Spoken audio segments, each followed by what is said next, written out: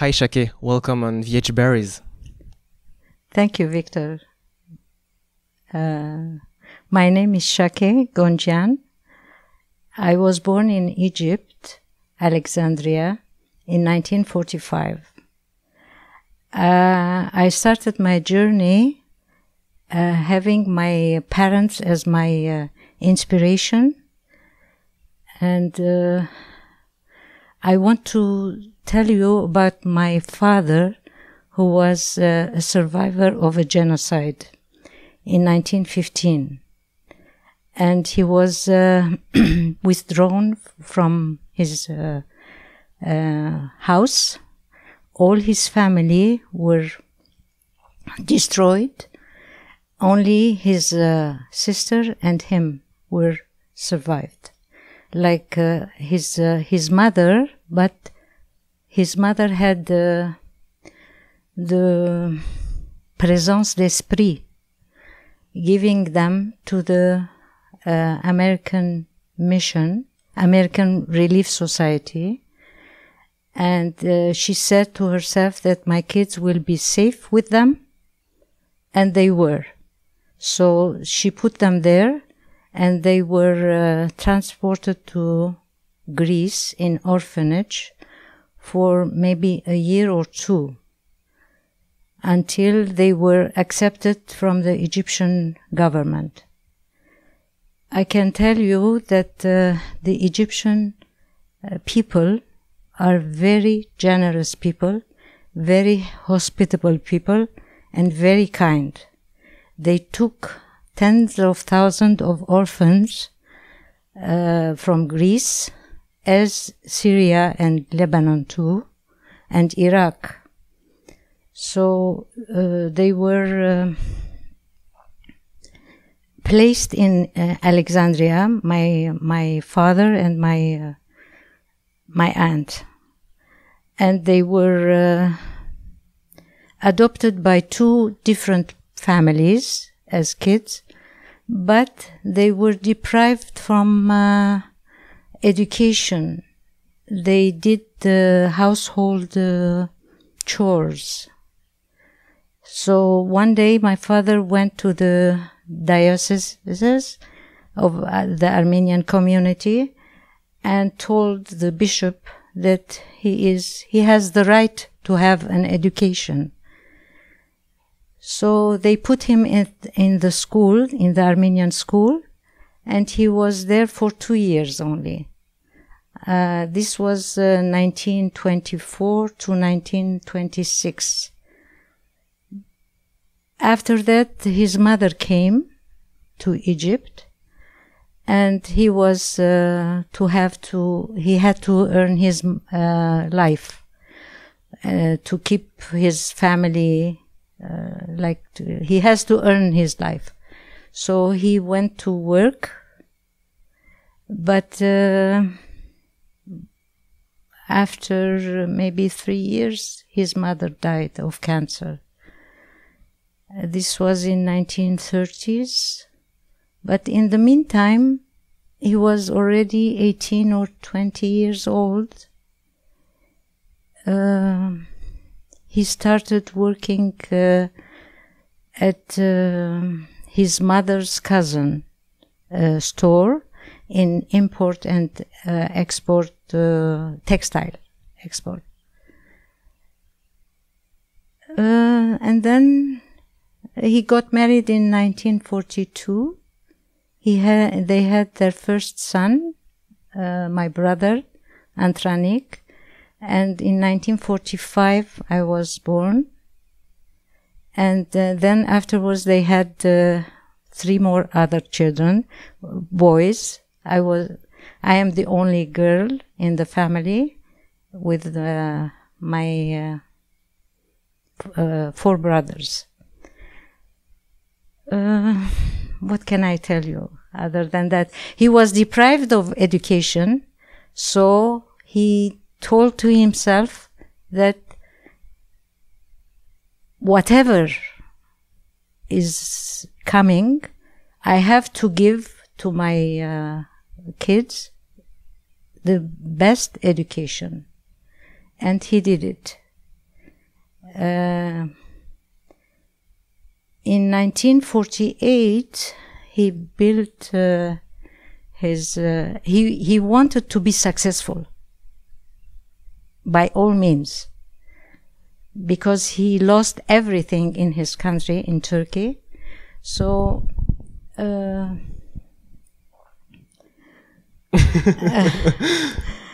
I get emotional, you know. So he promised to himself that I have to be successful, I have to have a family, so that they will have an education. In 1967, there was a communist party who came to Egypt, and they were not in 1967, 61. They nationalized the whole industry in Egypt, and my father was so afraid, and he said to us, everything, you can lose everything except your education. The education is your capital, so that you earn it by yourself and nobody can take it from you. This was his mantra. So he gave us everybody. I have one doctor brother, and the three others are engineers. And I am in literature, art, German literature. I went to Cairo, and there was a German department for English, for German literature and art. So, Chaké, you were born in Alexandria, Egypt in 1945. And before we dive more into your journey, yes, I have to say that this Friday, it was your birthday. So, happy birthday, Chaké. Thank you. Thank you. I am now 76 years old. I am blessed with my children and my family, the whole family, with my brothers' families. Everybody is successful. Everybody. Nobody can take from us anything. We were blessed to come to Canada, and I was blessed to encounter my husband, and I was married in 3 months. He saw me, and we fell in love, and in 1980 we got married. We had our first child in 1981 and the second one in 1983. And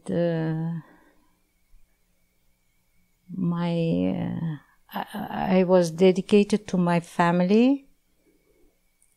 Everything for my kids. I gave my heart and soul to my kids and my husband. And after my husband died in 2012, I felt a void in my life. But I said to myself, life goes on. What can I do? I can't bring him back. I remembered him saying to me, after me, you have to look after your kids. You have to occupy yourself with whatever you love. So I started making carpets. And before that, I already started to make the carpets, but he said every time it was an achievement for me. Every carpet has a souvenir, And every carpet, when I start, it's a challenge. And life is a challenge too. Absolutely, because concerning the carpets, you learn this discipline through books by yourself. By myself. And it started with a book I saw in a store, and I wanted to buy it. And the lady said,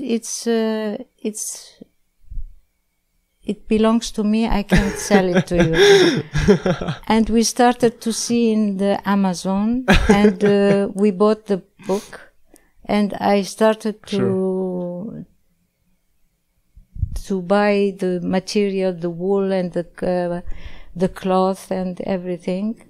And it was very hard, to teach yourself without anyone to help you. That's why I want to teach the next generation how to do it, so that the art doesn't die. And I imitate the carpets, but it comes out, and it doesn't come out the same as in the book. It comes out original. And they say it's innovation starts with imitation. Absolutely. You imitate something, but it comes out another thing. And concerning, for example, the carpet just behind you, this one is very tall, so I guess that at the beginning you started with more modest ones. Yes. I started very small things, like for the cushion. But after a certain while, I said to myself, why not being big ones? But Chaké Gunjian, I have to admit that you are an artist, because earlier in your life you studied German literature. Yes. I visited a lot of countries, more than 100. We traveled a lot with my family. We started traveling when the kids were very, very young. And the first one was Brazil. Nora was only 3 years old, and Zaven 1 year old. And it was very nice. And our friends were telling us, how can you travel with kids so young? We said we love it, and it's an adventure with my kids for 35 years. We every year, twice a year, in Christmas and in the summer, we traveled, and we learned a lot we learned the cultures of the world. And you learn a lot, seeing people, different cultures, different education, different level of, you don't see only elite people. You see very poor people, and you see them happy because they are with families. Sure. They are not alone. You can see rich people, they are very, very rich, but they are very lonely. But the poor families are, they get together, they see each other, and they talk to each other. This is, it's a richness in the family. And I am blessed with my family. I can talk to anybody, anytime, anywhere. And I have made friends in many countries. In Armenia. And you can ask me why Armenia. I am Armenian, of course. Although I am not born in Armenia, but I have a relationship with Armenia, and it's called Motherland. And I have people there who can ask me anything, and I can, and I help them. And with this, I started my philanthropy, like the soldiers who were killed. Microphone. Yes, the soldiers who were killed. I helped some families, their kids who were very young, even not born before they die. It's terrible. So when I help them, I see the happiness in their eyes, and this makes me happier, happier than them. Absolutely. And I want to give to my community here too. I want to give back whatever I have and help them. And my husband was one of the founder of Surpagop Armenian Church. It was established in 1956 in Senzotik, but after the community got bigger because of the regime change in Middle East, so more Egyptian Armenian came here. So they started, and the community got bigger. So they started another church. They sold the Saint Jose church and they went to Saint Laurent. And he was one of the founders. And after, our church is a national church. Like the church takes care of the school, of the club, of the sports, of the elderly, of the kids. They have the garderie, and then they have the very young children. Like it starts from 0 to 1 or 2. You mean the kindergarten? Yeah, but they take care of the kids. So we have the kindergarten, and then we have the other one from 3 to 6, and we have the primary school and the secondary school. And from there they can go to Cégep and university. And they are very successful. I have seen, like my nephew, he is now 50, and he's very successful in technology. And my kids went to Saturday school. They didn't go to everyday school, but they speak Armenian fluently. And they have their ties with the school and the church and the community. And every time they have a theater or they have a piece of theater, we go there with the family. Chaké, when I'm listening to you, yes. I can feel that love is a big part of your life. Yes. In your foundation. I saw that you are making shows, helping to make some spectacles. Yes. I have thrown a lot of fundraising. We have a country house in Dorval Island. And in 1992, the Armenian embassy was in need. So one day, one of my husband's friend said to me, "It's very original, the Dorval Island." I don't know if you know where it is, but it's near the airport. It's an island, and you go by ferry.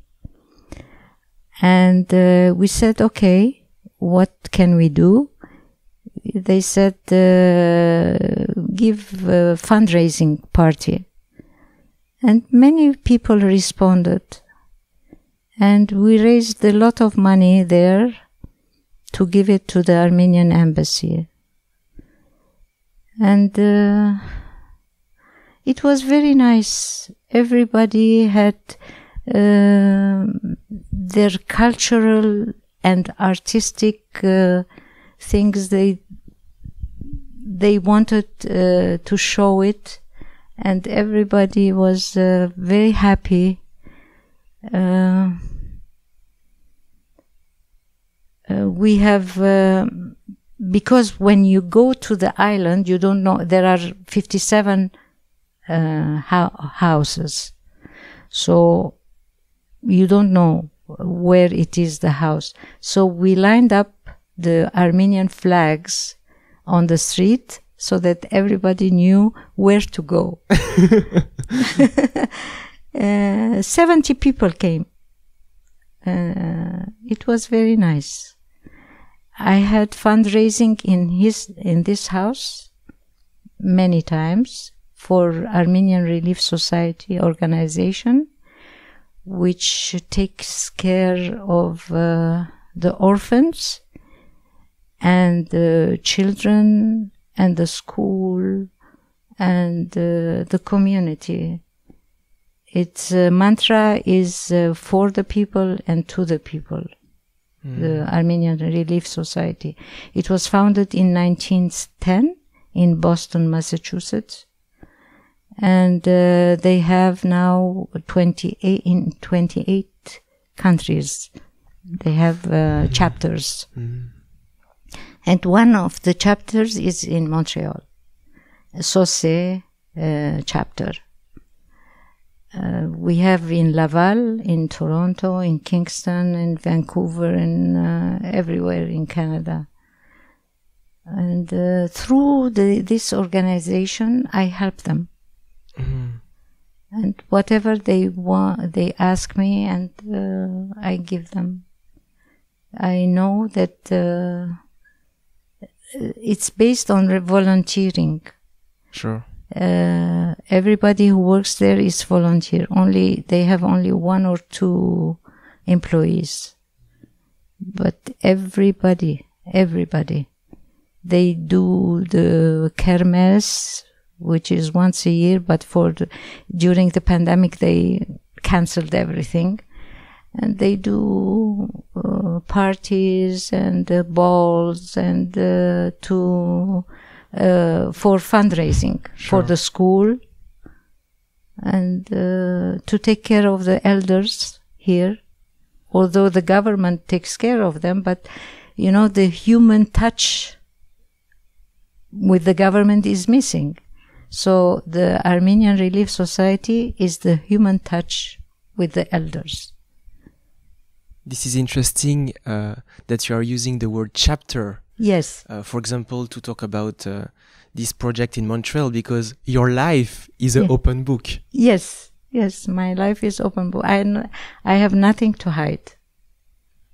And one of the first chapter, as you mentioned earlier, was your father, because he created a very successful company that includes factories of a special metallic object, nails, exactly. Nails. And he was the biggest in Egypt.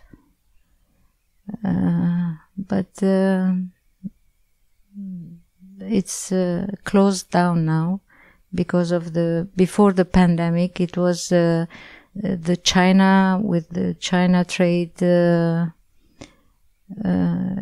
they had very difficult time, so it was not worth it to put money, like good money, into bad company.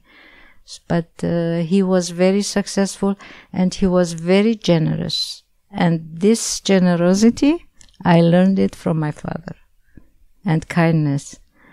And I didn't know that he was the father figure until he was passed away. So many people came to the funeral out of nowhere, and they told us the stories about him and them, like how my father helped them during any situation that they were in. He was very kind. He didn't show his affection in words. He showed it in deeds. And my mother too. She lived only with 30 pounds in a month, but she tried to keep her family alive with food and education. Like for the school year was 3 pounds. 3 pounds is like when you earn $30. When you earn $30 in a month, $3 goes to the school year. It's a little bit too much for them. You have to think of food and clothing, and nobody had.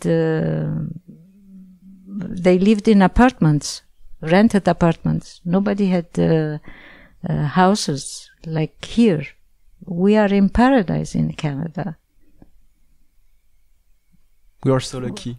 Yes, I am lucky. I am lucky. I never take anything for granted. I do appreciate whatever I have.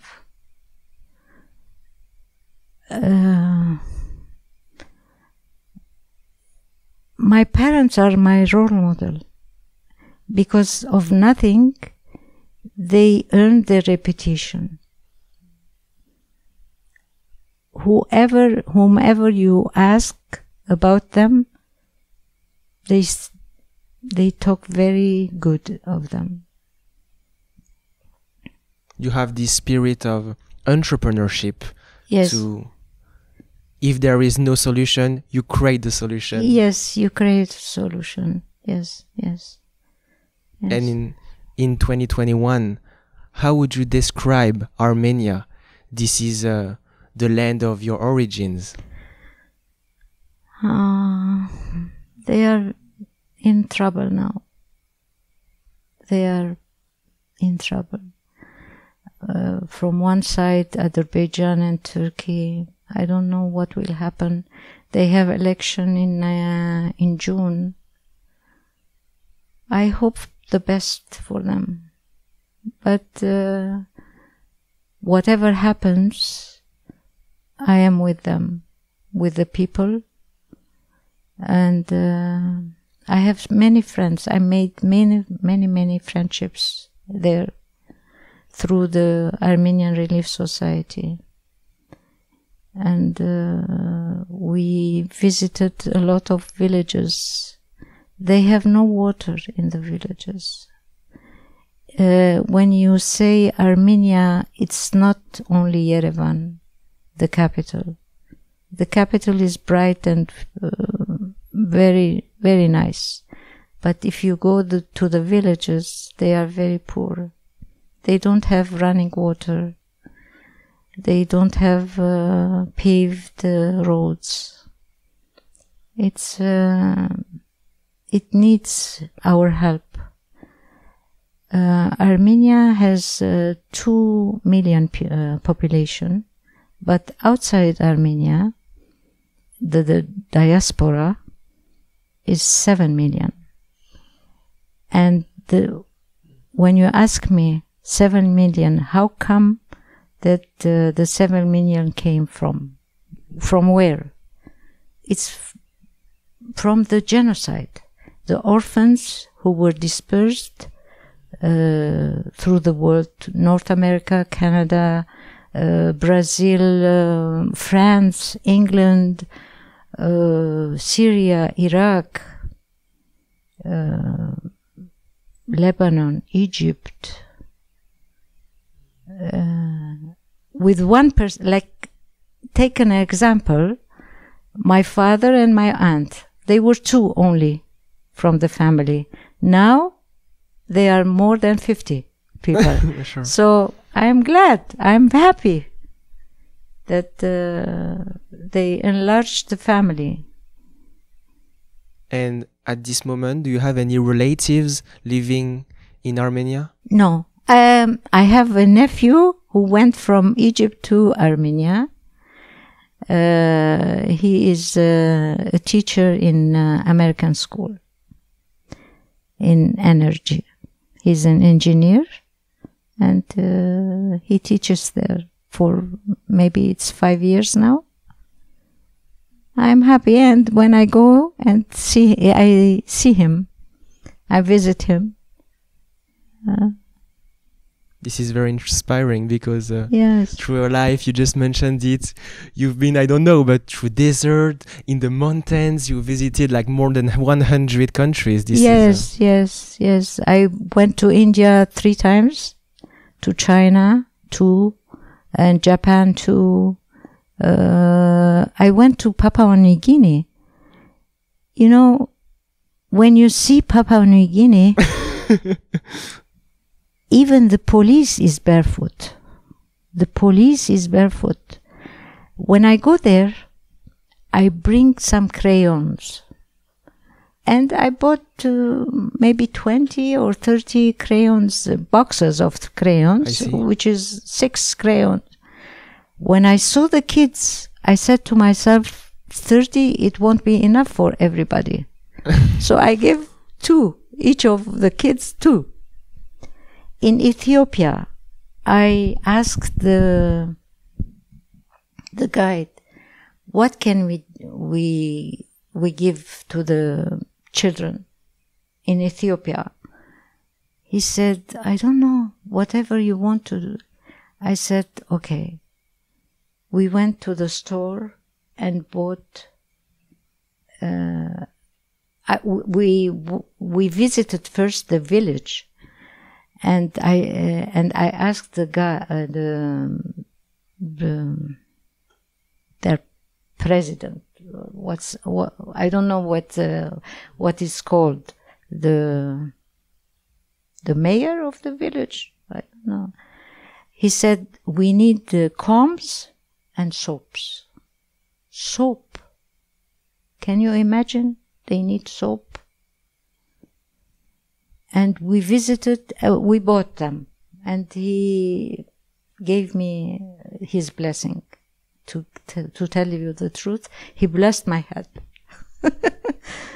Although they are not religious people, but they have their own religion. And then one day we went to visit a school, and we bought them footballs, you know, the ball for soccer. They were so excited, so happy.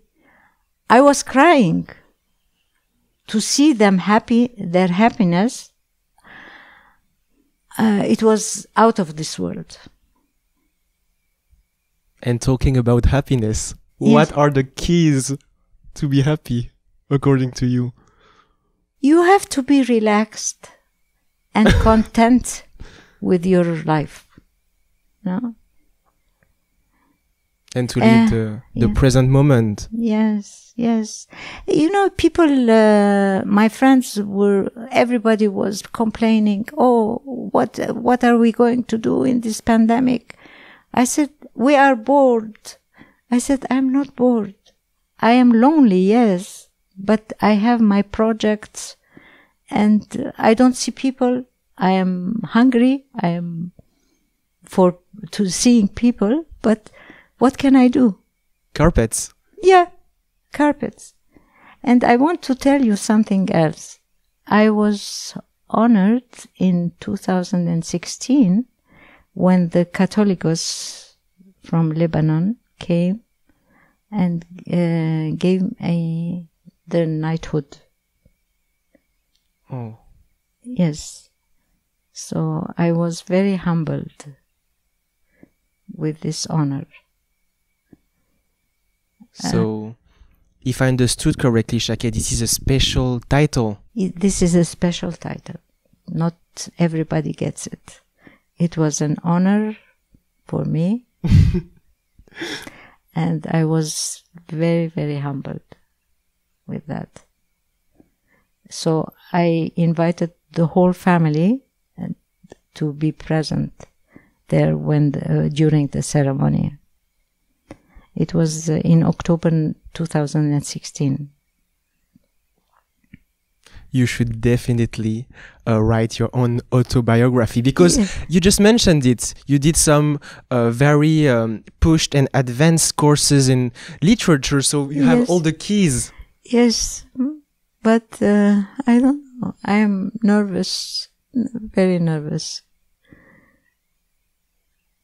Which is at the contrary of what you just told me, because you just told me to relax, but...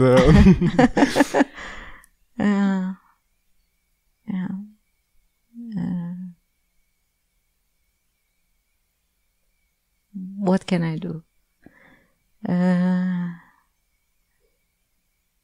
It's very inspiring to see people, how they get through life.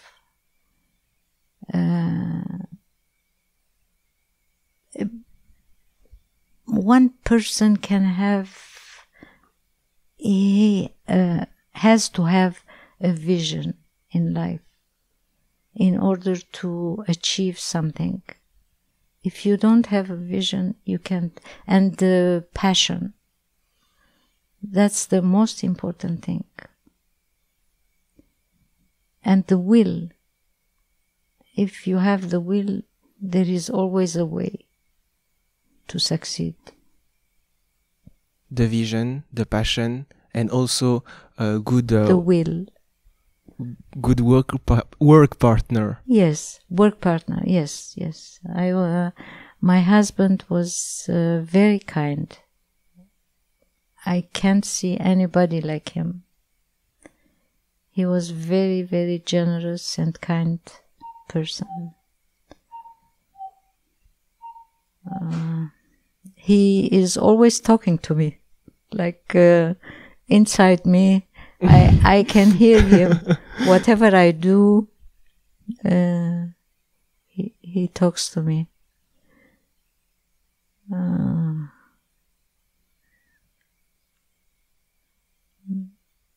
He's making some jokes also. Yeah. When he tells me something, sometimes, sorry, I can tell you sorry, but you don't have anything to take from me. Sure. Yeah. But he loved his family very much, and he gave his soul and heart to them. He said to them, school is very important, education is very important, but traveling is more important than school, because you learn what you see, you learn from it. And when you see people suffering, you appreciate whatever you have. Sure. My kids had everything, but they were never spoiled. They understood, and they were like eye to eye to everybody. They appreciated the friendship, and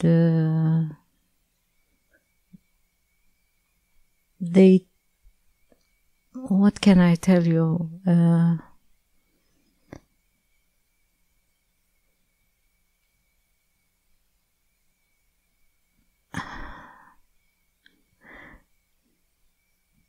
I don't know, what can I tell you? Because this is very, very interesting, Chaké, because concerning school, yes.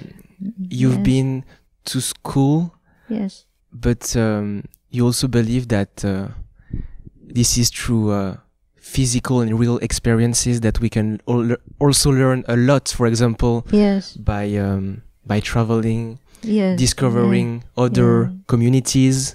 Yes. Other culture. And you appreciate the other culture.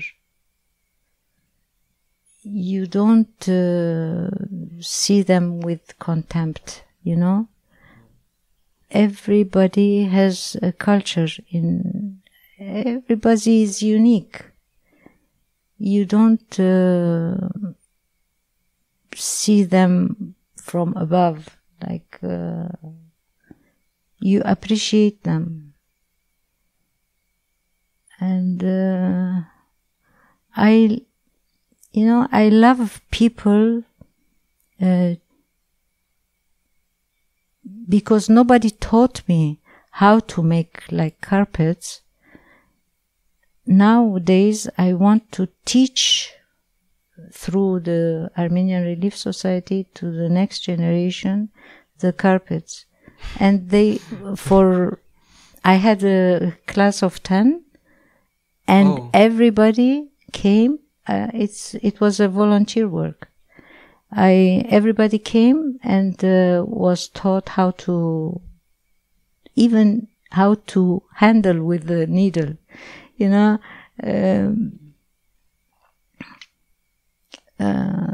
they couldn't.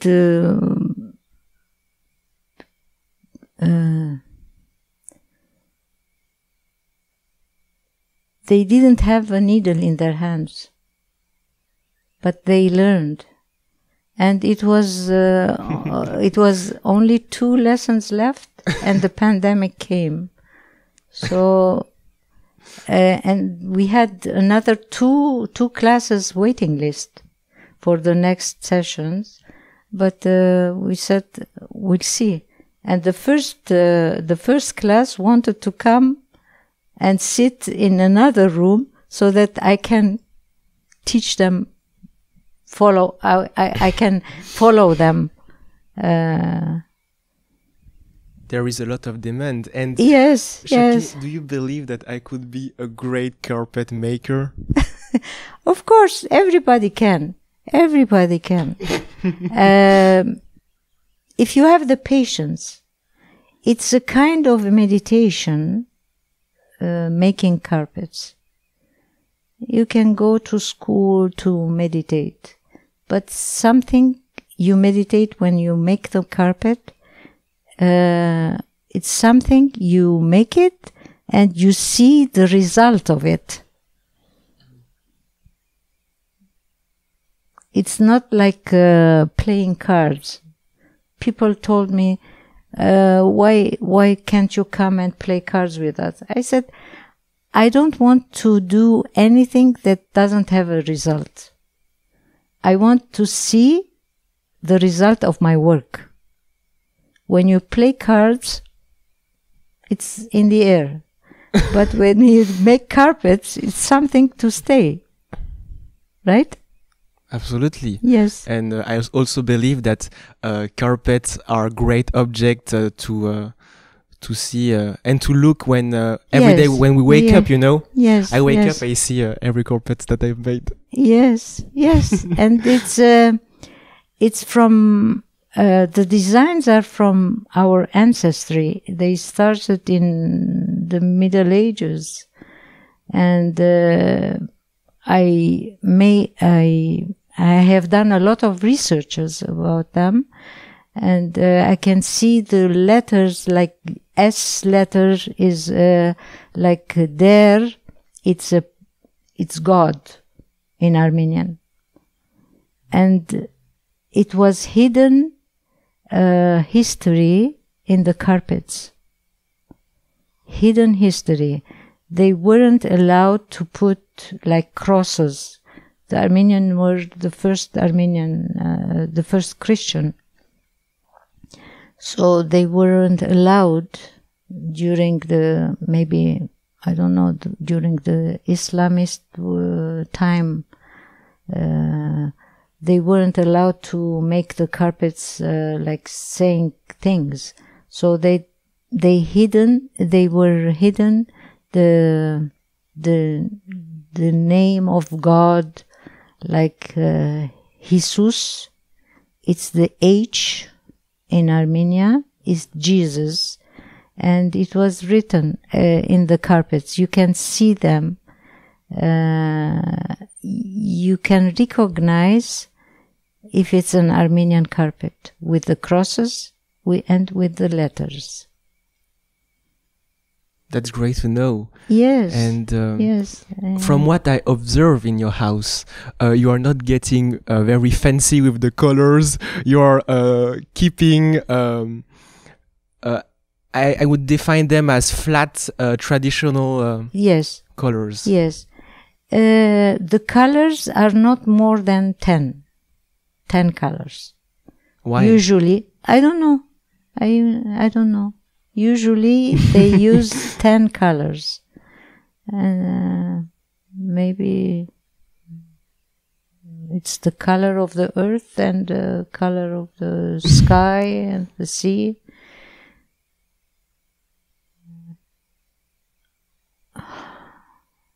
And I believe that in winter they Yeah. can serve to keep the house warm, I guess. Yes, yes, yes.